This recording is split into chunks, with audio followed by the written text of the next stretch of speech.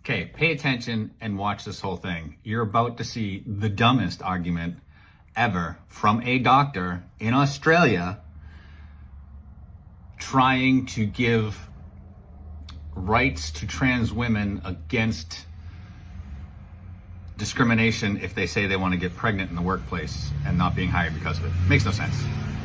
Is a trans woman, and she may be asked whether or not she intends to have children, and if she replies, yes, I do, and then doesn't get the job because that employer doesn't want to employ women who may be of childbearing age, then she may have been subjected to unlawful discrimination on the basis of potential pregnancy.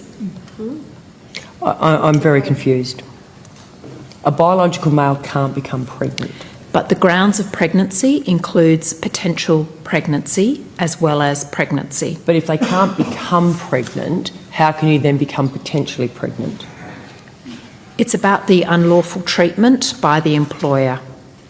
If someone is treated unfairly on the basis of pregnancy or potential pregnancy, then that is unlawful discrimination on the basis of pregnancy. So if a bloke came in and they said, are you going to have children?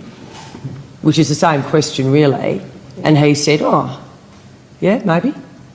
Are you saying that he could also claim that ground? If he didn't receive the job because...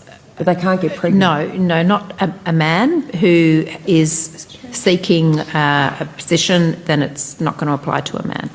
Well, they're both biological men. It makes no sense. A biological man, you stated before, a biological man can't get pregnant. Am I correct?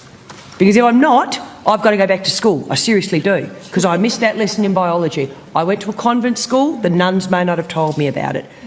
But you said a biological man can't get pregnant. That's correct, Senator.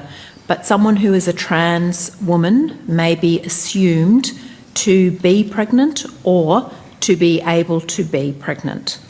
So what stops a man putting on a dress, walking in and claiming the protections? He's now a woman.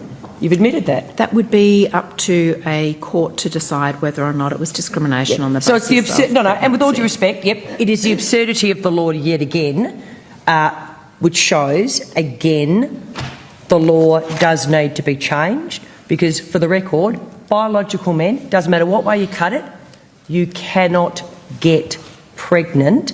And quite frankly, it is an insult to women who actually are discriminated on because they want to have children when they biologically can get pregnant. But the good news is, what we're proving today is the law needs to be changed.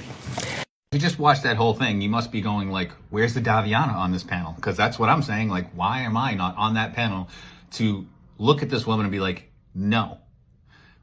First of all, as a trans woman, if you're 100% passable, and I know plenty of 100% passable trans women that you would never ever think were ever a man.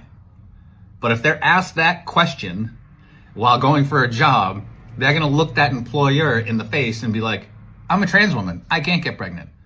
Now, if the trans woman responds with, yeah, maybe, right there, what's that tell me? I don't want to hire this person because they're not mentally stable. Duh. Bye.